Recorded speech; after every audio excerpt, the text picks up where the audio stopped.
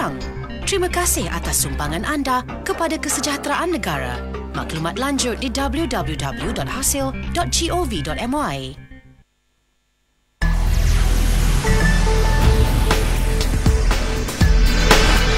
Assalamualaikum, salam sejahtera kembali semula menerusi Klinik Cukai bersama-sama dengan Lembaga Hasil Dalam Negeri Malaysia. Hari ini kita bawakan kepada anda Encik Nur Hisham Ahmad, Pengarah Cawangan Guaman Kuala Lumpur dengan topiknya Jadi Pembayar Cukai Berhemah, Elak Tuntutan di Mahkamah. Hello, Assalamualaikum. Waalaikumsalam warahmatullahi wabarakatuh. Okey, bayangkan, jom kita bayangkan dulu, kita tengah santai kat rumah, tengah seronok makan durian contohnya, tiba-tiba sepucuk surat berdaftar tertera lambang Lembaga Hasil Dalam Negeri Malaysia diterima di hadapan pintu rumah. Buka-buka dalam tu ada writ dan pernyataan tuntutan yang tertera Kerajaan Malaysia sebagai plaintiff dan nama anda sebagai defendant. Jadi kita nak dapatkan maklumat lebih lanjut bagaimana untuk menjadi pembayar cukai yang berhemah untuk elakkan kita menerima sebarang tuntutan di mahkamah, terutamanya yang melibatkan isu tunggakan cukai. Jadi Cik Nur Hisham, okey, untuk menjadi pembayar cukai berhemah, kita kena pastikan kita tak ada tunggakan cukai. Tapi sebelum kita pergi kepada lebih lanjut tentang topik ini, bolehkah Tuan jelaskan terlebih dahulu apakah tindakan undang-undang yang boleh diambil oleh Lembaga Hasil dalam memungut cukai tertunggak? Bismillahirrahmanirrahim. Assalamualaikum warahmatullahi wabarakatuh. Terlebih dahulu terima kasih kepada DJ yang bertugas dan kepada pendengar-pendengar di luar sana. Saya ucapkan semoga sentiasa selamat, stay safe, stay at home dan supaya sentiasa berhati-hati dalam menghadapi pandemik COVID-19 yang tengah kita alami sekarang.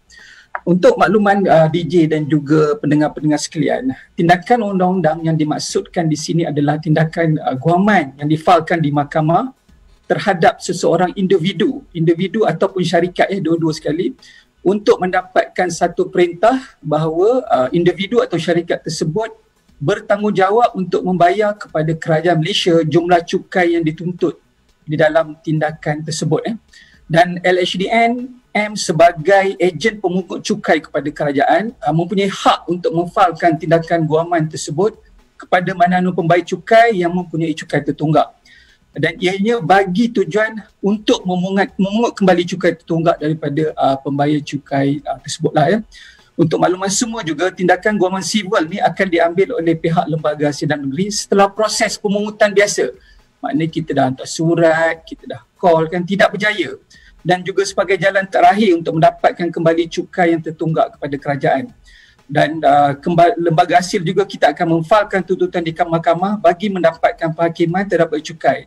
Dan melalui perintah ataupun penghakiman ini, pembayar cukai akan diperintahkan oleh mahkamah untuk membayar cukai-cukai yang tertunggak tersebut kepada Lembaga Hasil Dalam Negeri Malaysia.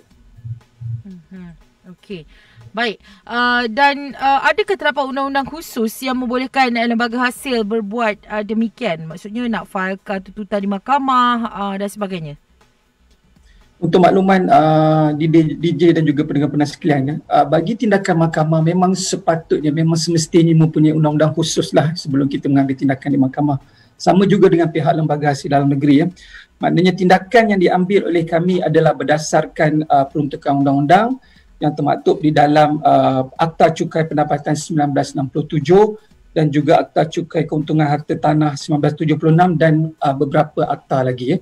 Dan dalam membuat sesuatu tuntutan terhadap pembayar cukai, Lembaga Hasil mempunyai asas ataupun di dalam terma perundangannya dipanggil kausa tindakan, course of action, untuk memulakan tindakan guaman sivil.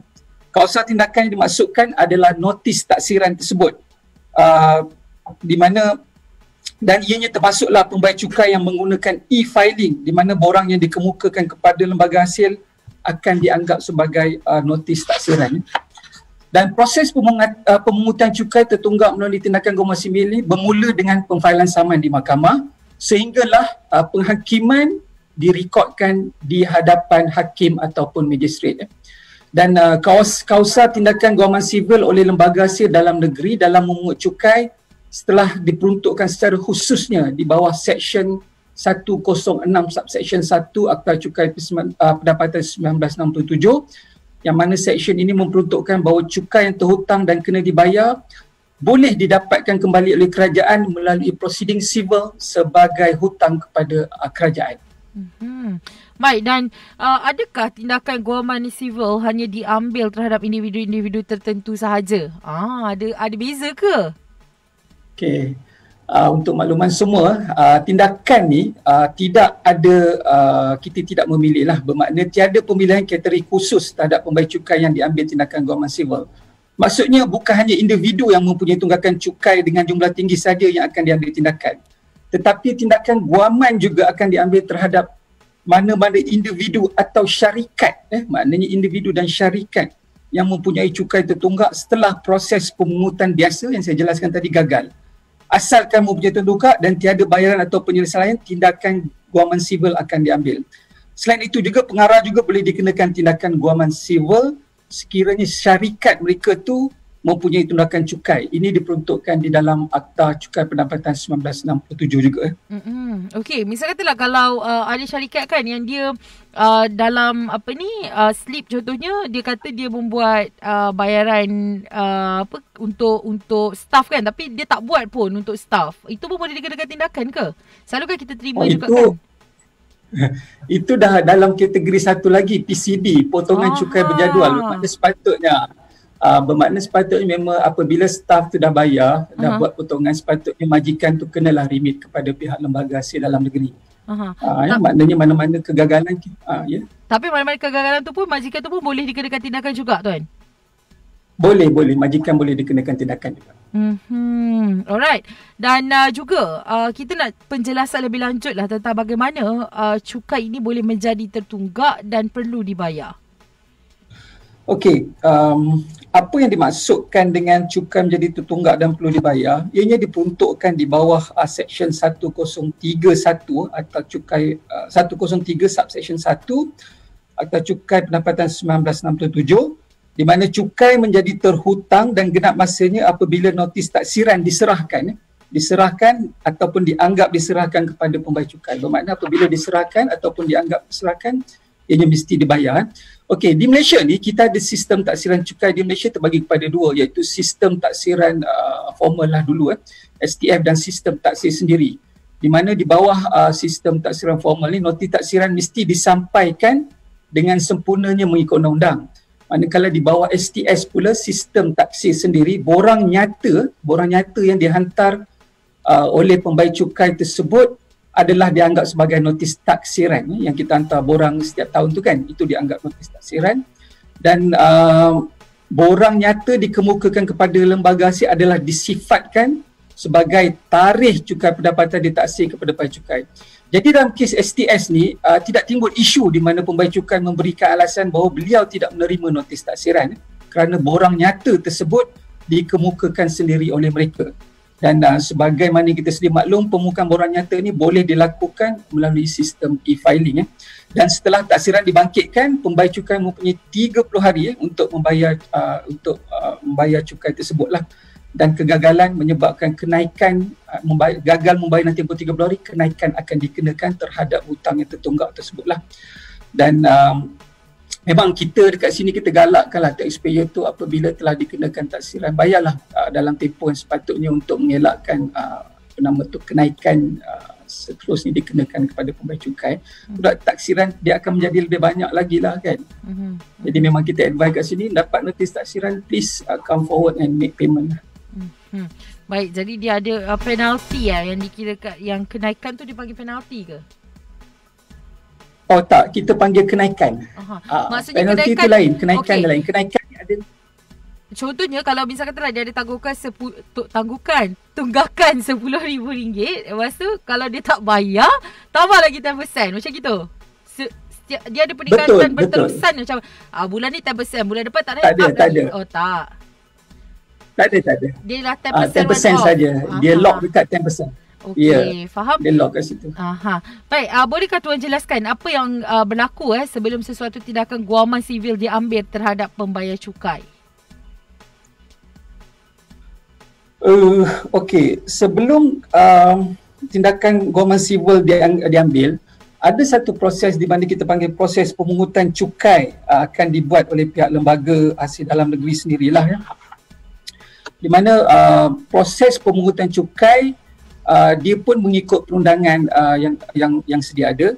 Dan macam saya cakap tadi, sebentar tadi kita telah memahami bagaimana cukai tertunggak dan kena dibayar, dan lanjutan daripada proses tersebut, lembaga hasil akan menjalankan aktiviti memungut cukai tunggak daripada pembayar cukai yang masih menggagam melunaskan cukai dalam tempoh yang ditetapkan. Bermakna kita dah bangkitkan taksiran ataupun borang nyata dikeluarkan tapi dia tak bayar kan.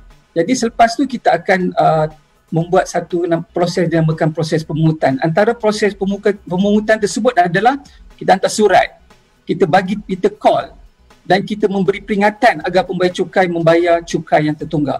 Dan usaha mendapatkan cukai tunggak akan dia buat bagi memberi peluang pembayar cukai tidak mengabaikan tanggungjawab untuk menjelaskan tunggakan cukai serta membuat rundingan bersama lembaga hasil sekiranya menghadapi masalah atau kesulitan dalam melunaskan tunggakan. Jadi kita tak akan terus pergi saman di mahkamah, kita akan bagi peluang, kita akan hantar surat, kita akan membuat panggilan telefon supaya taxpayer come forward sekiranya mereka ada apa-apa masalah untuk melunaskan tanggungjawab mereka membayar cukai. Dan sebelum kita ambil tindakan guaman civil juga, kita akan mengeluarkan surat pemberitahuan memulakan tindakan mahkamah. Ya, selepas pemungutan tadi habis dan sebelum kita mulakan tindakan di mahkamah pun kita akan keluar surat lagi untuk memaklumkan kita akan memulakan tindakan mahkamah jika mereka gagal untuk menjelaskan cukai tertunggak lah.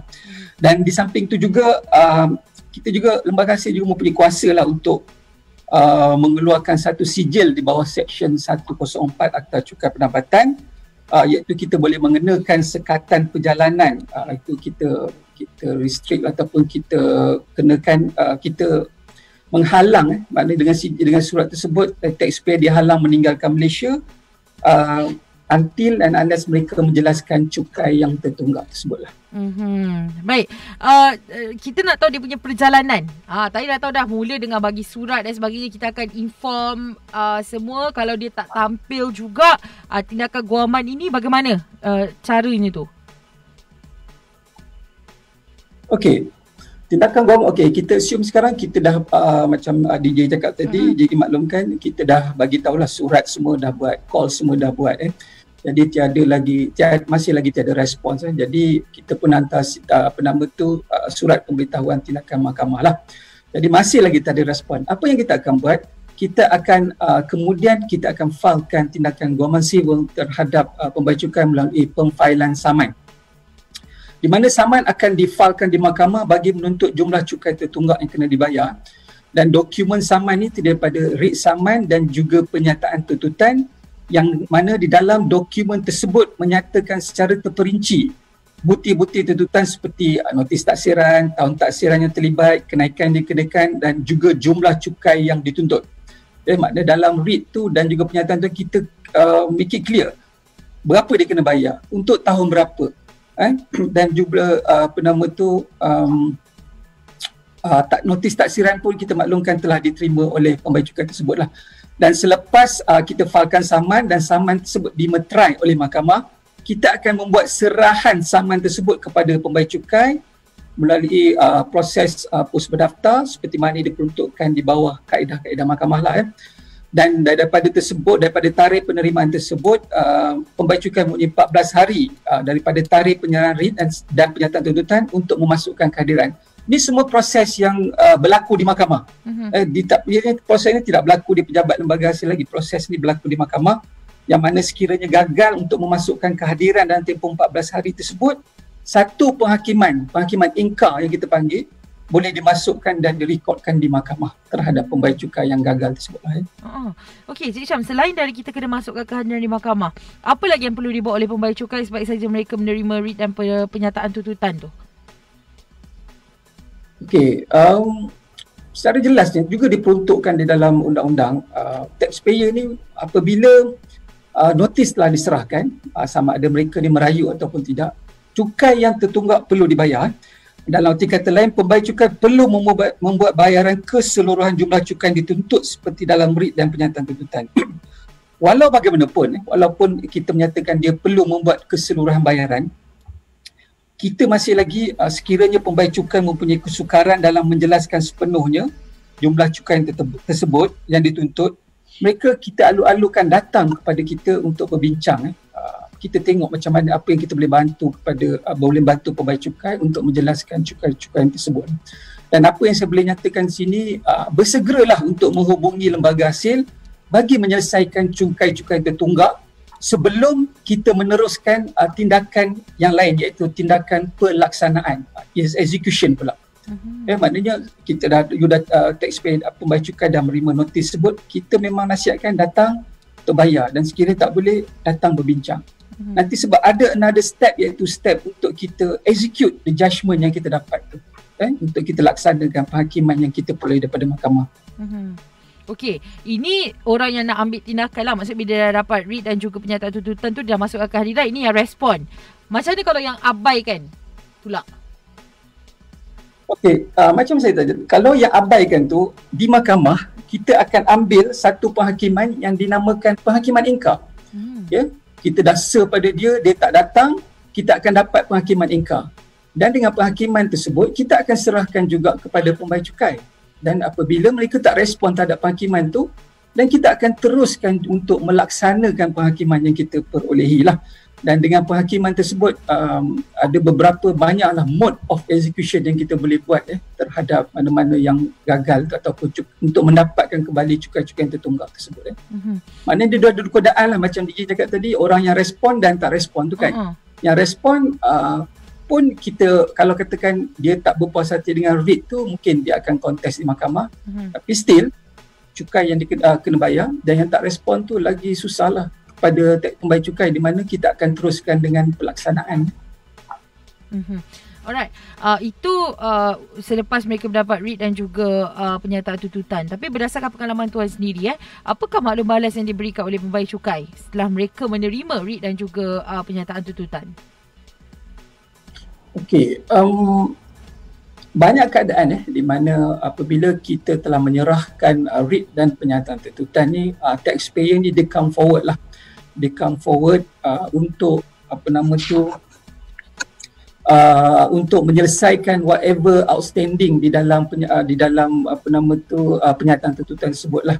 Dan ini macam proceeding mahkamah biasa. Apabila satu tindakan diambil tu, akan wujud keadaan di mana kedua-dua pihak yang menuntut dan pihak tertuntut terpaksa melalui proses perundangan yang boleh menimbulkan keraguan. Bermakna ada keadaan di mana taxpayer voluntarily datang berbincang untuk membayar cukai yang tertunggak. Ada juga keadaan yang tak berpuas hati dengan cukai yang dibangkitkan dan akan memfailkan dokumen ataupun proses lain untuk kontes di mahkamah, macam saya cakap tadi. Dan ada juga pembayar cukai yang mempertikaikan tuntutan LHDN melalui tanggungan sivil, dan mereka mengambil pendekatan iaitu mencabar keesahan itulah tuntutan lembaga hasil di lembaga tuntutan kami di mahkamah. So dia akan engage lawyer juga kan. Dan mereka akan engage lawyer, dan mereka antara argument mereka akan cakap lah yang taksiran tersebut tidak betul kan. Mereka tidak menerima notis taksiran. So ini adalah perkara-perkara yang biasa kita hadapi apabila berhadapan dengan pembayar cukai di mana notis telah diserahkan dan kes dibawa ke mahkamah. So ini adalah prosedur biasa. Kalau bukan lembaga hasil saja, bermakna dalam kes-kes mahkamah pun perkara-perkara sebegini akan berlaku juga. Alright. Tadi macam tuan katalah, mereka boleh juga sebenarnya mempertikaikan tuntutan dengan lantik lawyer dan sebagainya untuk apa yang telah pun berlaku tu. Tapi setakat sekarang ini ramai ke yang macam lawan balik? Kita tak tahu tu situasi lawan balik tu, macam tak berpuas hati dengan sebarang tuntutan. Sebenarnya kalau kita ikut, apabila notis taksiran diserahkan kepada mereka, undang-undang memperuntukkan bahawa mereka kena bayar sama ada mereka bersetuju ataupun tidak dengan taksiran yang dikenakan. Dan macam DJ cakap tadi, mereka boleh ada keadaan yang mana mereka challenge the notis taksiran. Sebenarnya mereka tak boleh challenge notis taksiran tu di mahkamah biasa. Maknanya sekiranya mereka tidak berpuas hati untuk terhadap notis taksiran tersebut, mereka boleh memfailkan rayuan mereka di Pesuruhjaya Khas Cukai Pendapatan. Tapi di mahkamah sivil biasa, sepatutnya they have to pay first lah. Mereka kena bayar walaupun mereka tidak berpuas hati dengan taksiran yang dibangkitkan lah. Ini sama juga macam saya cakap tadi, bermakna apabila mereka datang ke Mahkamah Sivil selepas mereka terima saman, sekiranya mereka kontes, kebiasaannya terhadap jumlah taksiran, jumlah taksiran dituntut tu, kebiasaannya mahkamah tidak akan bersetuju dengan mereka lah. Tapi mereka boleh pergi kepada Pesuruhjaya Khas Cukai Pendapatan untuk merayu terhadap taksiran yang dibangkitkan, tapi mereka kena bayar juga menjelaskan cukai yang tertunggak terlebih dahulu. Maksudnya waktu kalau dah dapat tuntutan ni semua dah tak boleh nak rayu-rayu dah, hanya boleh untuk cukai seterusnya. Yang tertunggak kena bayar full macam gitu. Dia kena bayar dulu, kemudian dia boleh merayu kepada Pesuruhjaya Khas Cukai Pendapatan. Kita ada satu avenue di mahkamah ni, mahkamah Pesuruhjaya Khas Cukai Pendapatan ni macam mahkamah juga di mana mereka akan tengok taksiran yang dibangkitkan tersebut. Tapi di Mahkamah Sivil, proses untuk challenge the notice taksiran tu tak sepatutnya berlaku lah. Dan kebiasaannya kebanyakannya mahkamah tidak akan bersetuju sekiranya pembayar cukai challenge notis yang telah dibangkitkan kepada mereka itulah. Baik, dan segelintir pembayar cukai Cik Syam mendakwa bahawa mereka tak tahu pun mereka dikenakan tindakan guaman sivil sedang diambil terhadap mereka. Jadi mereka juga mendakwa tak ada surat. Dia kan macam banyak tadi kata tak tahulah, tukar alamat lah, surat tak sampai lah, macam-macam alasannya tu. Macam mana situasi macam gini? Okey, kalau kita tengok kan, keadaan ini mungkin berlaku disebabkan terdapatnya perubahan alamat pembayar cukai. Pembayar cukai berpindah contohnya. Tetapi mereka tidak memaklumkan kepada pihak lembaga hasil yang mereka telah berpindah. Dan segala surat menyurat yang kami hantar, lembaga hasil hantar adalah berdasarkan rekod terkini yang berada di dalam pengkalan data kami, pengkalan data lembaga hasil dalam negeri, dan juga berdasarkan maklumat yang diperoleh berdasarkan maklumat yang dikemaskini oleh pembayar cukai sendiri. Dan kalau mereka tidak kemaskini alamat terbaru mereka, jadi ini akan menyukarkan proses untuk penerimaan notis whatever dokumen yang kami hantar. Dan sebenarnya pembayar cukai sendiri mempunyai tanggungjawab untuk mengemaskini dan memaklumkan kepada lembaga hasil sebarang perubahan alamat, yang mana kegagalan mereka untuk memaklumkan kepada pihak lembaga hasil dalam negeri terhadap perubahan alamat mereka itu merupakan satu kesalahan di bawah Seksyen 89 Akta Cukai Pendapatan 1967. Maknanya kalau mereka tak maklumkan perubahan mereka, alamat mereka ni, ianya merupakan satu kesalahan jugalah. So untuk menyenangkan, apa saya boleh nyatakan di sini, untuk menyenangkan proses penerimaan dokumen, silalah hadir ataupun silalah mengemaskini alamat-alamat yang terbaru supaya senang untuk segala proses dilaksanakan. Okey. Apakah keselanjut? Kalau pembayar cukai ni tak nak juga bagikan kerjasama, tak nak juga menjelaskan cukai yang dituntut di bawah penghakiman. Okey, ini yang saya cakap tadi, bermakna satu proses di mana kita telah memfailkan saman.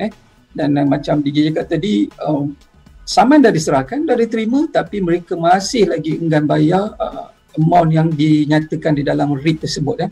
So kita akan pergi kepada proses seterusnya, iaitu proses pelaksanaan penghakiman, yang mana setelah penghakiman direkodkan di mahkamah, pembayar cukai dianggap sebagai penghutang penghakiman lah, di mana tindakan pelaksanaan penghakiman boleh diambil sekiranya mereka masih gagal membayar cukai yang tertunggak. Dan kita akan terus memantau kes-kes yang telah mendapat penghakiman, dan sekiranya tiada bayaran runding ataupun rundingan penyelesaian yang dipersetujui, dan kita tiada lagi option lain ataupun pilihan lain selain daripada melaksanakan penghakiman tersebut lah. Ini proses apabila kita dah dapat penghakiman tapi taxpayer masih lagi tak datang forward untuk menyelesaikan tunggakan. Dan antara pelaksanaan penghakiman yang diambil oleh pihak lembaga hasil adalah kita panggil saman penghutang penghakiman. Kita ada juga red penyertaan dan penjualan, kebankrapan, untuk syarikat ada penggulungan syarikat dan juga garnishment.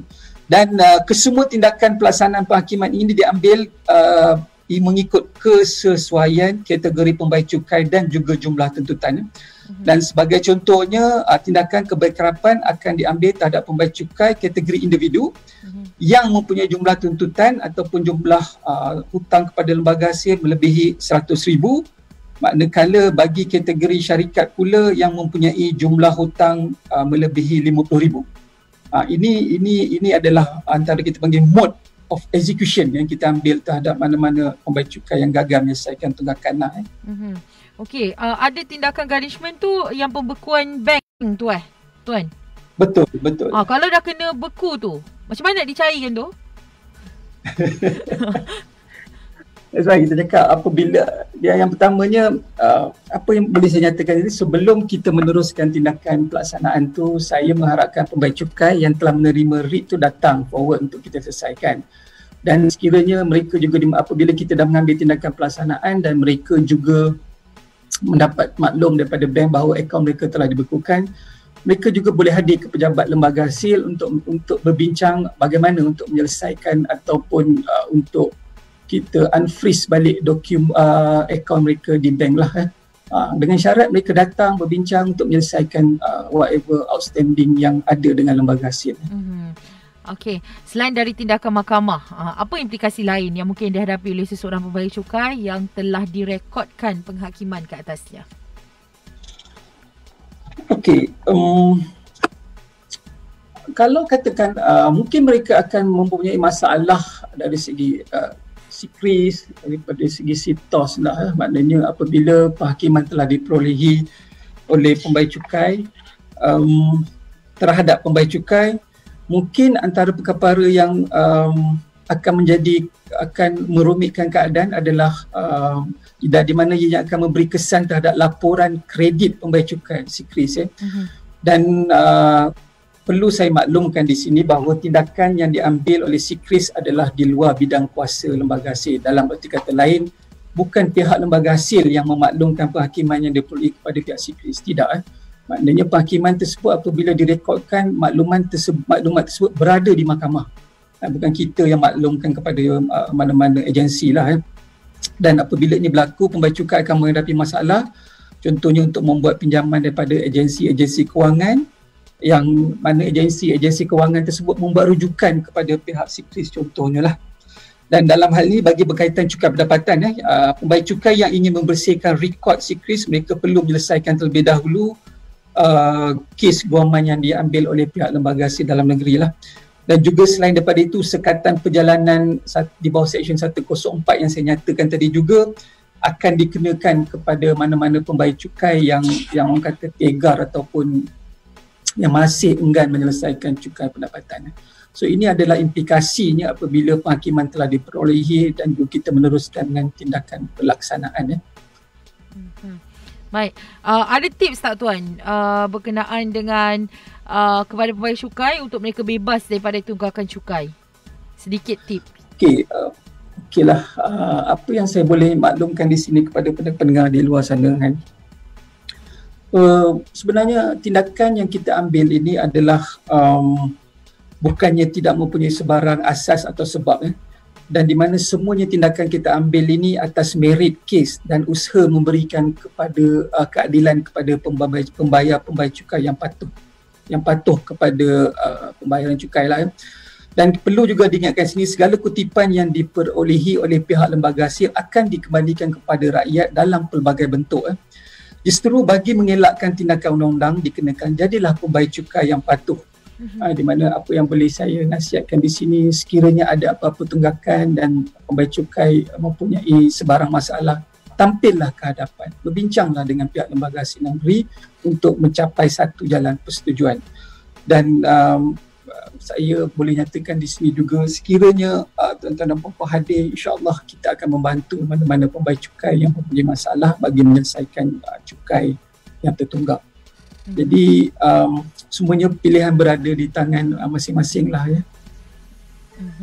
Baik, dan sekiranya mereka ada sebarang masalah, apa nombor yang boleh dihubungi? Ada WhatsApp ke? WhatsApp. Sebab sekarang ni kan semua bekerja dari rumah ataupun taliannya masih lagi dibuka seperti biasa tuan. Okey, dia sekiranya di pihak sekejap saya ambil nombor dia. Okey.